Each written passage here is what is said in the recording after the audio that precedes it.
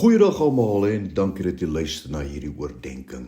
Regdeur die Bybel beskryf of identifiseer die Here homself met dinge wat ons ken, dinge waarmee ons kan vereenselwig.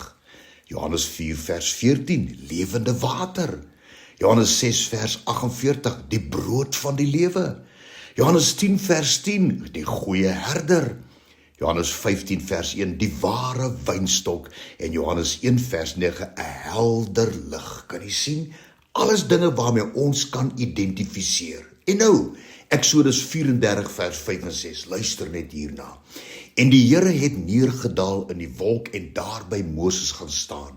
En Moses het die naam van die Here uitgeroep. En toe die Here by hom verbygaan het hy geroep, die Here, barmhartige en 'n genadige God. Moses hoor hoe die Here uitroep en proklameer dat hy 'n barmhartige God is. El Rahum, 'n barmhartige, genadige God. Die Hebreëus vir barmhartig is rachamim, wat beteken om iemand innig jammer te kry.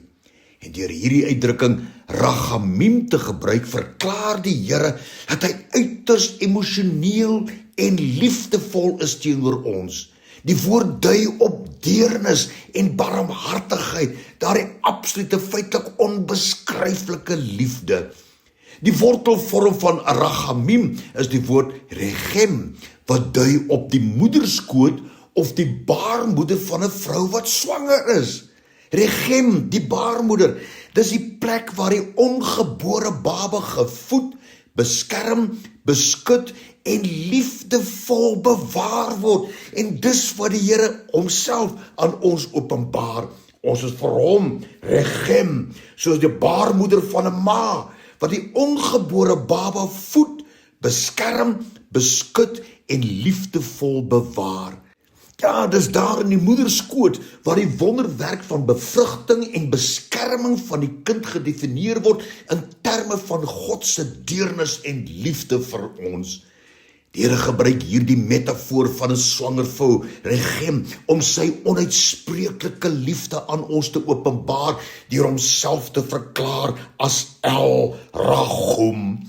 Jesaja 52 vanaf vers 8 lees ons die wonderlike gedeelte waar die Here uittrek om sy volk te verlos. Hoor net hoe emosioneel ernstig hy is wanneer hy uitroep na elkeen van ons. Ek is die Here, dit is my naam, en my eer sal ek aan geen ander gee nie, of ook my lof aan die gesneede beelde nie. Kyk, die vorige dinge het gekom, en die nuwe dinge verkondig ek. Voordat julle uitspruit, laat ek julle dit hoor. Die Here sal uittrek soos 'n held. Hy sal ywer soos 'n krygsman. Hy sal die strydkreet aanhef en uitskreeu teen sy vyande en hom as held openbaar. Ja, al hierdie dinge praat die Here, verklaar hy, omdat hy ons liefhet. En dan hoor wat gaan hy verder, en hy sê, ek het baie lank geswyg, my stil gehou, my bedwing.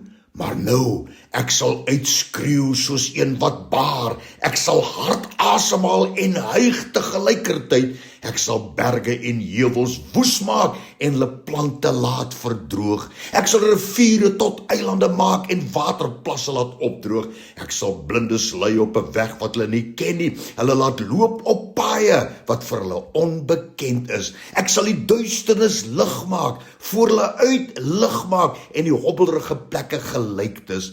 Dit is die dinge wat ek doen en ek sal dit nie naalaat nie.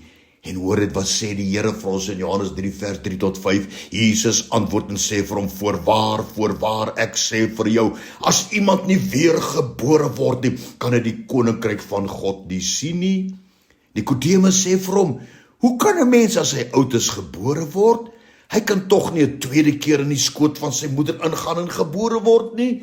Jesus antwoord, voorwaar, ek sê vir jou, as iemand nie gebore word uit water en gees nie, kan hy in die koninkryk van God nie ingaan nie. Ja, die Here openbaar homself aan elkeen van ons as sy kinders, as El Rahum, barmhartige God. Psalm 91 skilder vir ons hierdie prentjie van El Rahum. Die Here wat ons soos 'n ongebore baba voed, beskerm, beskud en liefdevol bewaar. Hy lees daar, hy wat in die skuilplek van die Allerhoogste sit, sal vernag in die skaduwee van die Almagtige.